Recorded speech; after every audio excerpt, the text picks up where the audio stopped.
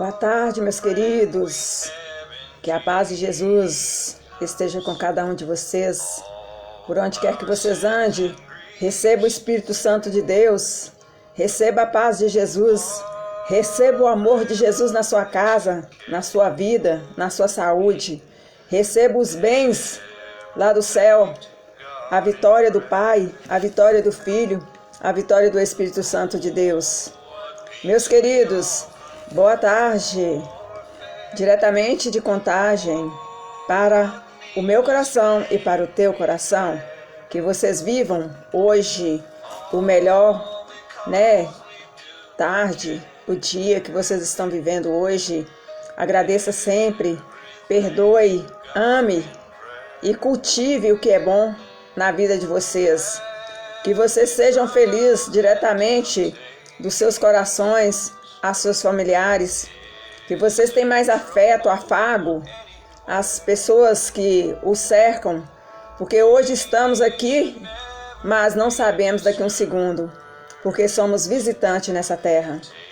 Meus queridos, hoje eu quero falar a respeito de Tiago 1:22 e Lucas 11:28. A palavra de Deus nos diz que bem-aventurados que ouvem a palavra de Deus e põem em prática. Lucas 11:28. Tiago também vai nos dizer, sede realizadores da palavra e não apenas ouvintes que se iludam a si mesmo. Então o Senhor está falando para nós ouvir e não iludir. Porque às vezes a gente lê uma leitura e a gente se ilude com aquela leitura. Mas quando é as coisas de Jesus, a gente não coloca em prática, a gente não coloca em definir o que o Senhor está querendo nos dizer. Tiago 1:22 também diz, porque se iludiram a si mesmos. Às vezes a gente se ilude com qualquer coisa, aparentemente com um rapaz, uma moça que a gente se encontra, a gente vai se iludindo e não pergunta a Deus se aquilo realmente é para você.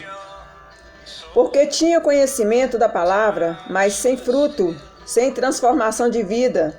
São aqueles que Jesus fala ao Sermão da Montanha. Aquele que ouve a palavra, a minha palavra, diz Deus, mas não as põe em prática, é como o homem que construiu a casa na areia. Então, nós temos que ouvir o que o Senhor quer nos dizer hoje. Porque quando o Senhor está nos dizendo, está nos chamando a atenção, a gente tem que parar um pouquinho para ouvir o que o Senhor está querendo nos dizer. Não ficar iludido com coisas naturais, porque as coisas naturais passam, mas a palavra dele nunca passa nas nossas vidas. De nada adiantou todo o esforço, todo o investimento. A casa ruiu, primeiro o vendaval veio ao chão.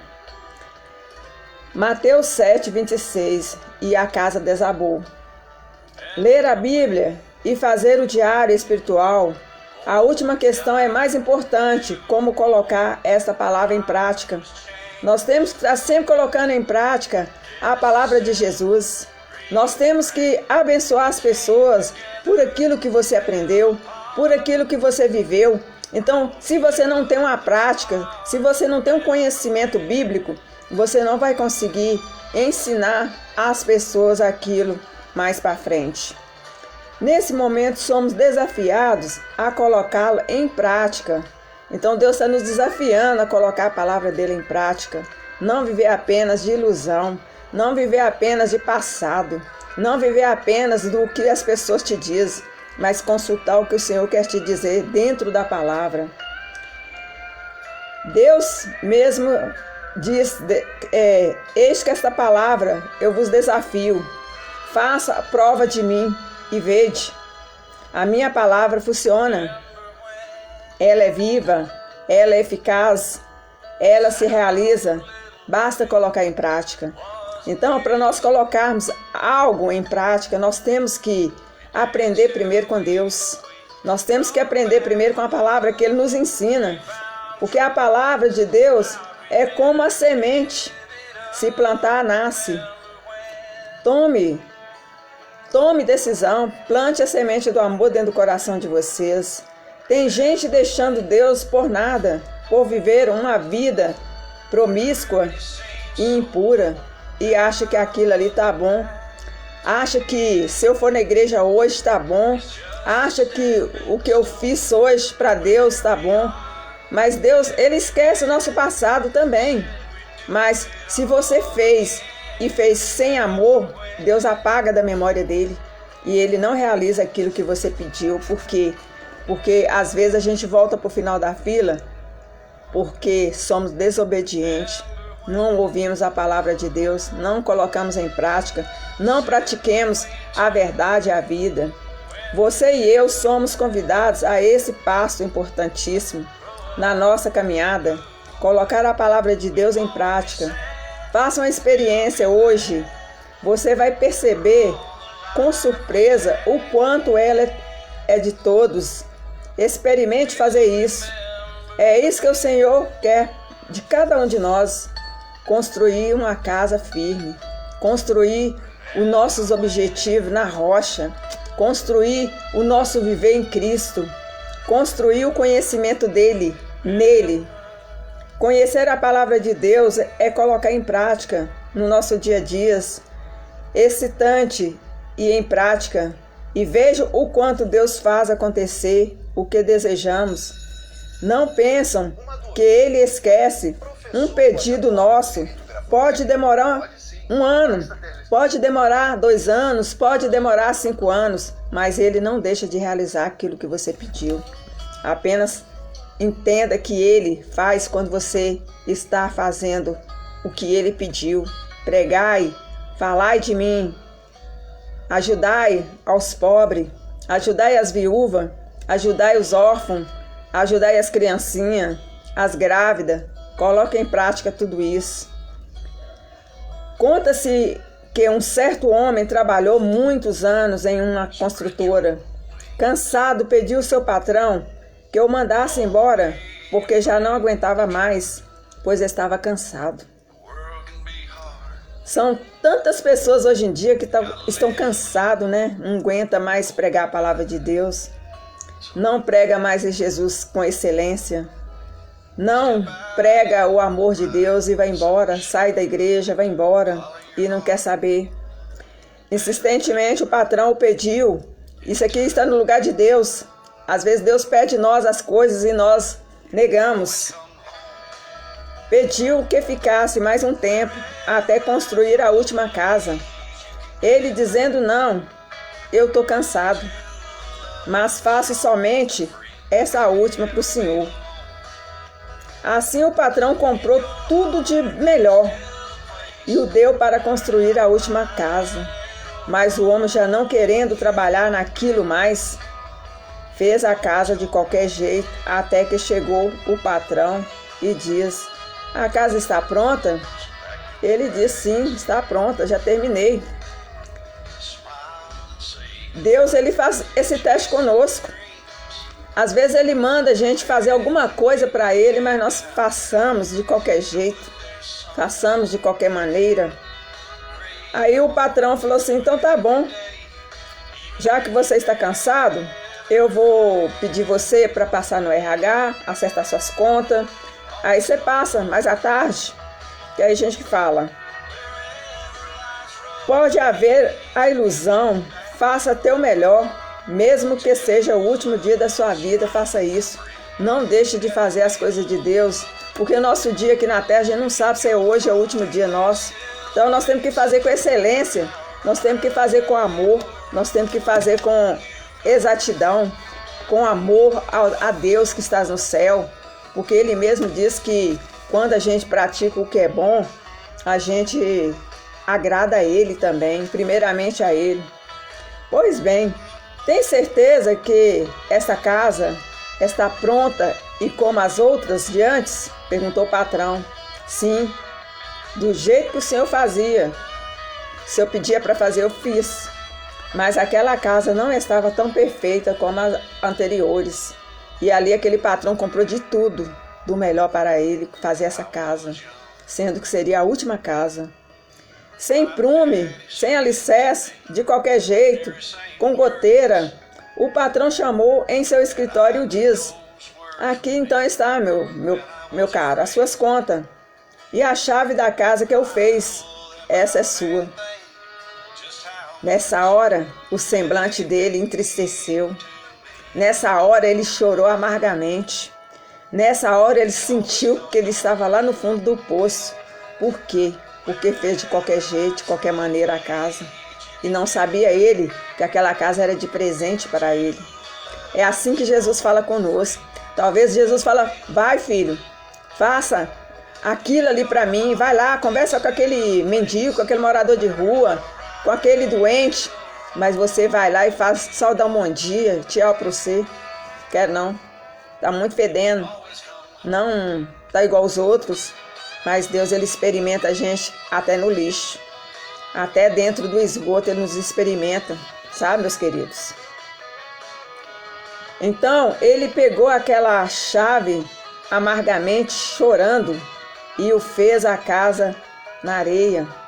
Fez de qualquer maneira, fez de qualquer jeito, chorou amargamente, porque ganhou o melhor para construí-la, mas fez de qualquer jeito. Lembre-se, mesmo que seja a última coisa a fazer aqui na terra, seja para Deus, seja para outros, ou seja para você mesmo, faça com excelência, faça com perfeição, faça com amor. Hoje Jesus está observando se estamos trabalhando na sua obra, como aquele homem que ganhou tudo de bom e do melhor para ter a sua casa perfeita, mas deixou a desejar por causa da preguiça, por causa do cansaço, por causa da má vontade, por causa da imprudência.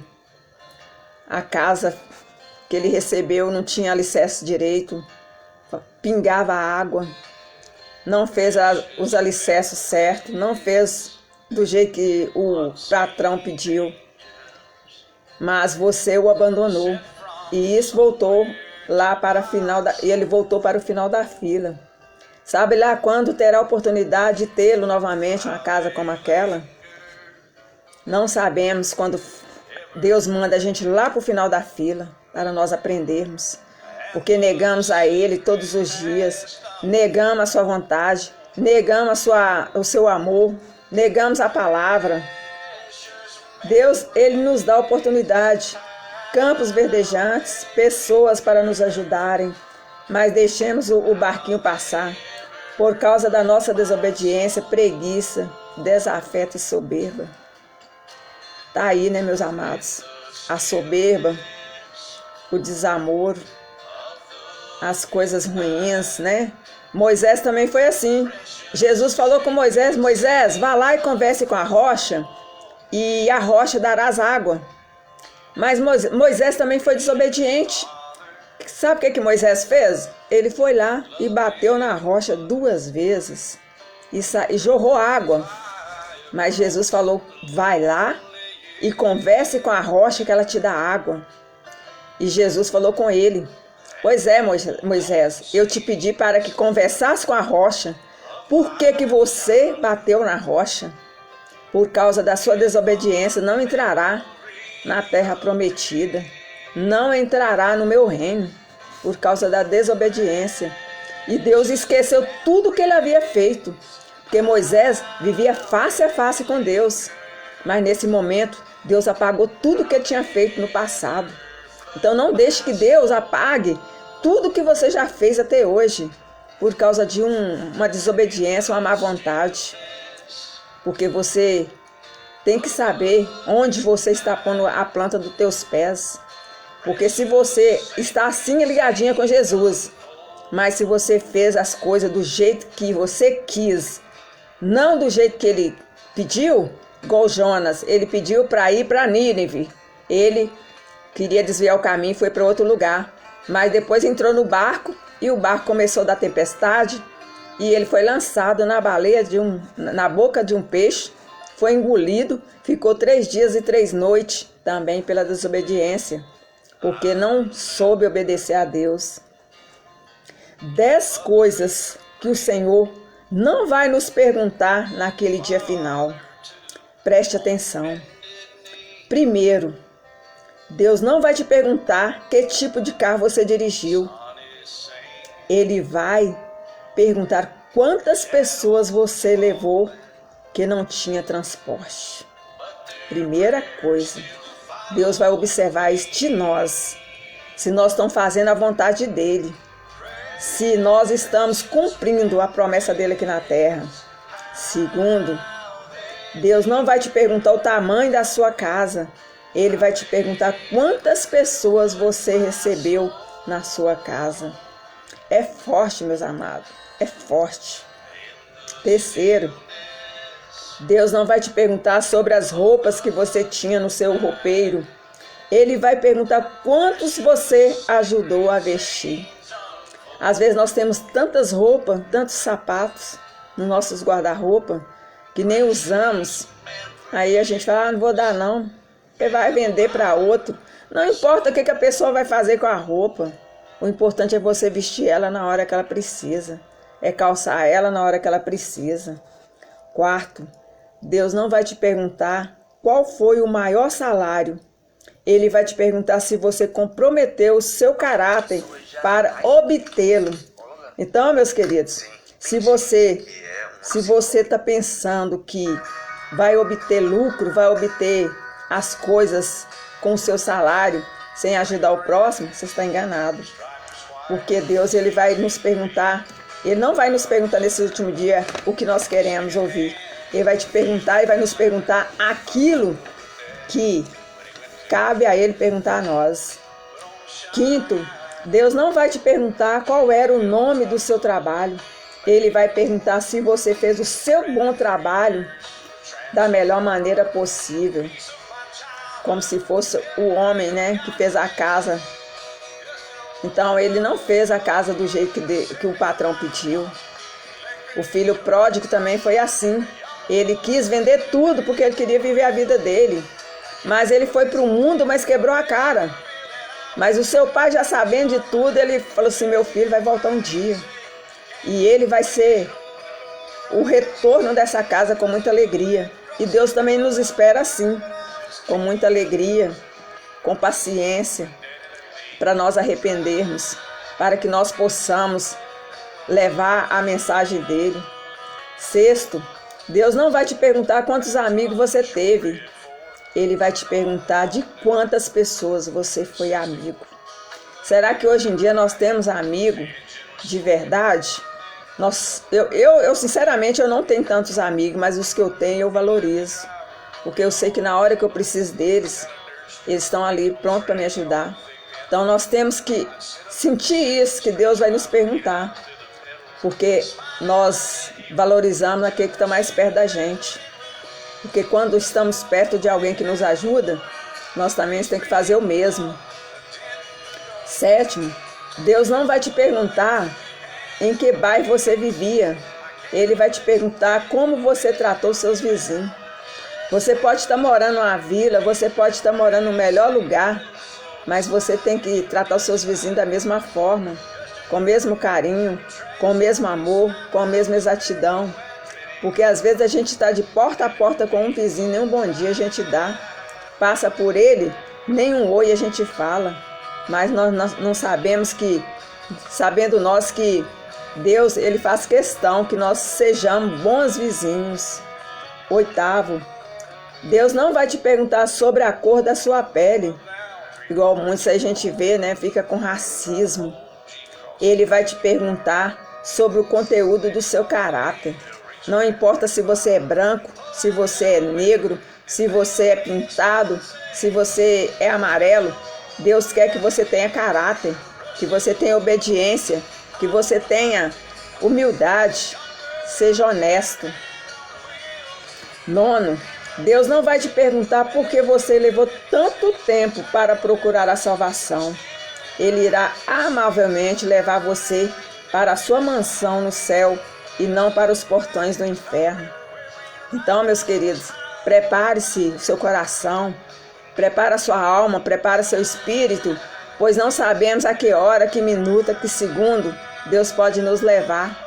Porque a morte é como a fumaça, é como o vento, passa rapidão e a gente não sabe a hora de irmos. Então nós temos que ter a obediência de Cristo, fazer o que é melhor para que não possamos ser levados para o inferno. mas para a mansão celestial do Pai. 10º, Deus não vai precisar perguntar para quantas pessoas você pregou a mensagem da cruz. Ele já sabe o tamanho da sua fé ou da sua desobediência. Ele não vai ficar te perguntando: Manuel, José, Antônio, você pregou para fulano? Ele sabe de tudo que está acontecendo aqui embaixo, porque ele é dono do céu e ele é dono da terra, ele é dono de tudo. Então, no livro da vida, vai te levar o que está escrito no livro, se seu nome está escrito nele. Porque se seu nome não estiver escrito no livro da vida, não tem mansão celestiais, não. O livro vai abrir.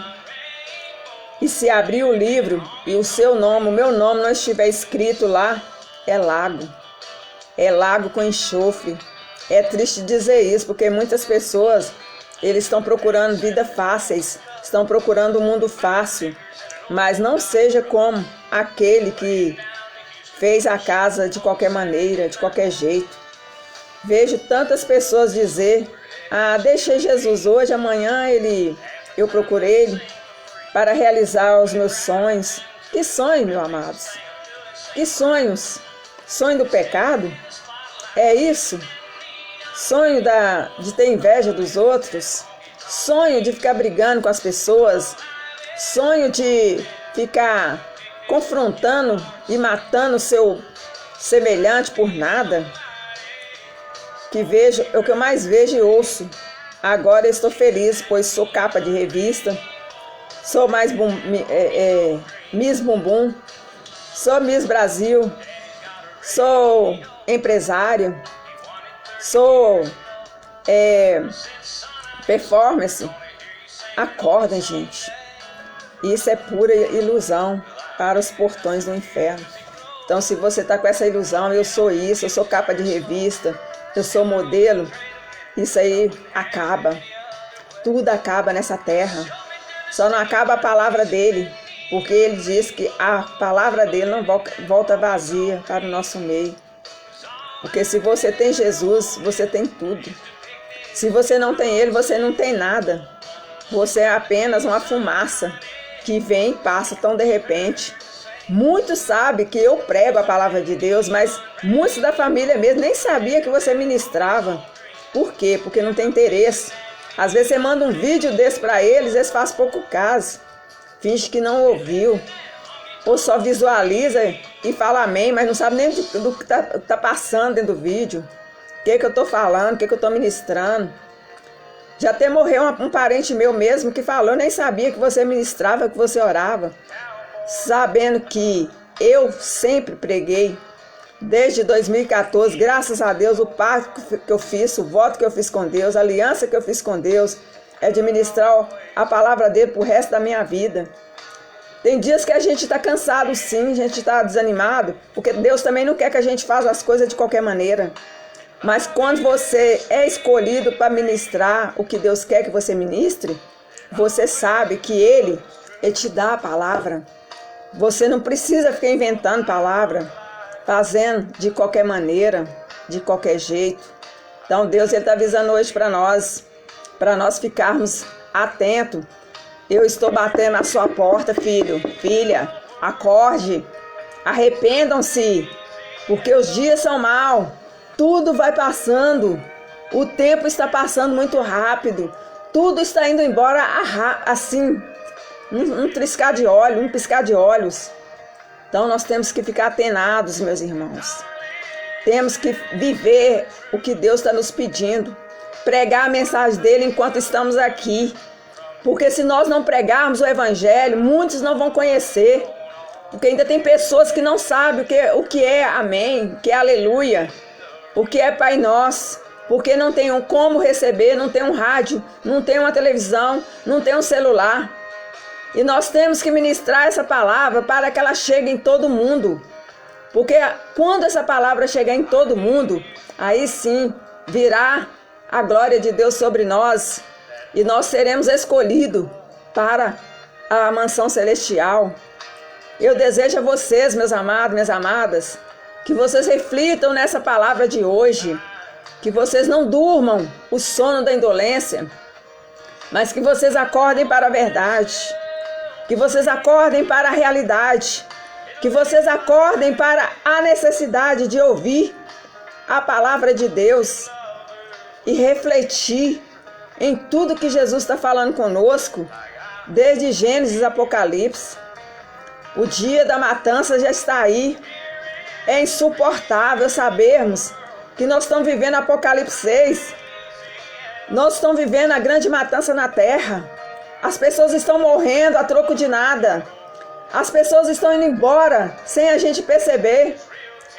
E o que elas têm feito? O que nós temos feito para ajudá-los? Então, acordem, prepare-se, anime-se, levante-se, pega o seu leito e anda em nome de Jesus. E vá-te, e acordem para o tempo de hoje, porque nós vivemos cada segundo, cada minuto, cada respirar, porque Deus concede a nós, e nós temos que ser gratos. Pela gratidão dele é que nós estamos ainda respirando, é que ainda estamos falando do teu bem, do teu amor. Então, acordem, meus irmãos. Seja você hoje. Volte para Jesus. Volte para os caminhos dele. E ele está à tua espera. Na grande mansão celestial. Acordem, meus irmãos. Acordem, porque Deus ele está nos chamando para sermos filhos, para sermos servo dele, para sermos escolhidos por ele, para abraçarmos, para refletirmos em tudo. Amém, meus queridos? Que o Senhor nos abençoe e nos guarde, que as bênçãos do Pai, a bênção do Filho, a bênção do Espírito Santo de Deus nos levanta nessa tarde e nos rejuvenesce e faz que cresçamos na Tua Palavra, que nós possamos ser agradecidos, ser grato a Ele por tudo que Ele tem feito em nossas vidas. Muito obrigada, Paizinho do céu, muito obrigada pela Tua Palavra, muito obrigada, Senhor, pela oportunidade. Guarda a minha vida, meu Deus, guarda a minha família, os meus irmãos, as minhas irmãs, os meus tios, as minhas tias, meus sobrinhos, minhas sobrinhas, meus primos, minhas primas, meus cunhados e cunhados. Deus abençoe as criancinhas desse mundo, todas elas, meu Pai, que estão sendo tocadas pelo inimigo. Abençoe e guarde cada criança, meu Deus. Abençoe cada mãe, cada pai, meu Deus, cada filho. Ô Pai, são tanta maldade nesse mundo, são tanta revolta no mundo, mas o Senhor disse que ainda não era o fim, que teríamos que ter ânimo para vencermos, porque somos mais do que vencedores em Cristo, e que a bênção de Jesus Cristo nos livra e nos guarde e nos proteja. Em nome dele, eu vos agradeço, meu Pai. Amém, Senhor. Muito obrigada, Jesus. Eu te amo, Pai. Obrigada, Papai do céu. Tu és lindo e maravilhoso. Beijo, meus irmãos. Que a paz esteja com cada um de vocês. Shalom, shalom.